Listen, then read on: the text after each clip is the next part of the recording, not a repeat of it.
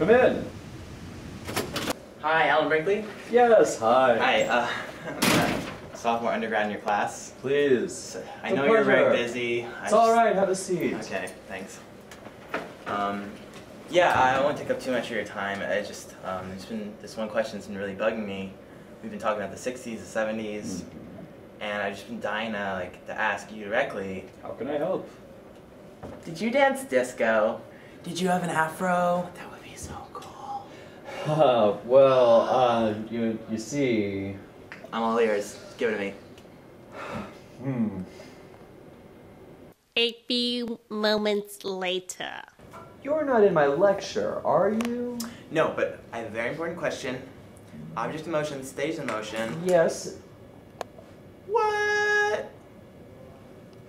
Security. 12 seconds later. Supply and demand? What? Can you break a 5? I got it. Take it.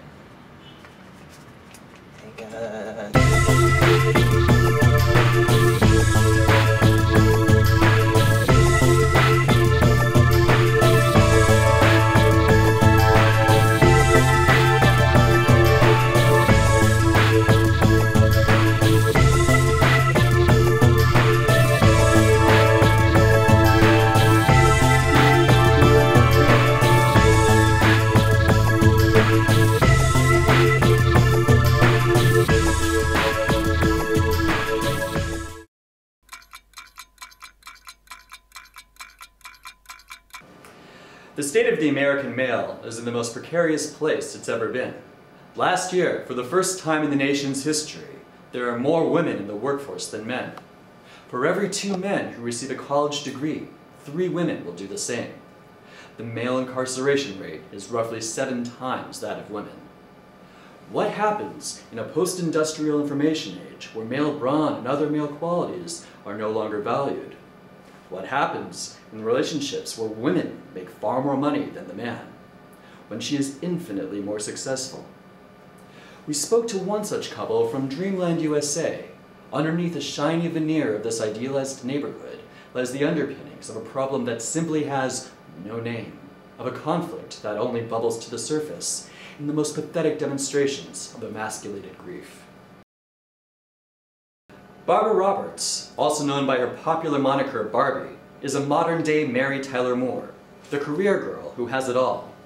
A graduate of Columbia College and Columbia Medical School, she has enjoyed a meteoric career as a brain surgeon. She also works as a researcher, currently exploring a cure for not only cancer, but also war, racism, and generalized sadness. Asked how she is getting along, this prodigy is without complaint. Mostly. My career as a surgeon has never been better.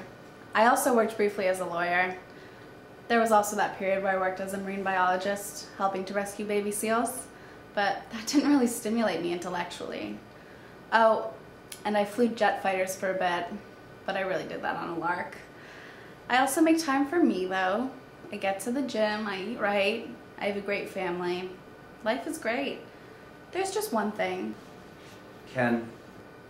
Ken. The relationship of Barbie and Ken seems to be a modern-day fairy tale. High school sweethearts, Ken was the illustrious varsity quarterback, riding a football scholarship into the Ivy League. They met in chemistry class. I thought he was cute. I saw him struggling with his chemistry homework, so I offered him my help. I was so happy to help. A romance blossomed. Little did I know that this would be the first in a long line of occasions where I had to help him out. Now I put him down on my taxes as a dependent. Long gone are those idyllic high school days. While Barbie pursues her dreams in her various careers, Ken finds his life a smoldering wreck, aside from his relationship with Barbie. After his football career fizzled, Ken has pursued his dream of becoming an acoustic rocker. Success has been hard to come by. That's not how Ken sees it, though. So how is the band doing? It's doing really good.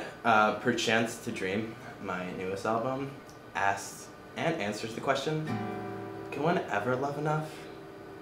You'll gain some surprising insights as you are shaken to your core. Check us out on MySpace, alright? Yeah!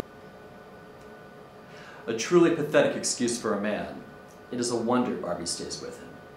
So what else does he do besides play guitar badly? He smokes. A lot. He set the smoke alarms off twice in the past week. He says it gives him extra inspiration. He serenaded me last night with a song he wrote while high, called A Barbie by Any Other Name. It's a weird feeling when you're cringing to keep from laughing. So why do you stay with him? Well, it's complicated. There's our long history. Breaking up would be such a change. But mostly it's just pity. He's yet to learn how to use the washing machine. The ability to buy properly fitted underwear still eludes him. He owns 3 surfboards but has never surfed. He has calf implants. Whenever he watches Jersey Shore, he always shouts, "Story of my life." His poor mother actually calls just to apologize for doing such a poor job raising him. It's rare that someone admits that. And I think if I left, he would just kill himself. What makes you say that? 'Cause he told me if I left him, he'd kill himself. I see. Yeah, even if he didn't, he's completely useless, despite his protestations otherwise. He's offered several times to come into surgery to swab my brow and hand me scalpels. His words, not mine. I've politely declined. But worst of all, he says he wants to get me so pregnant. Now I want to get my tubes tied.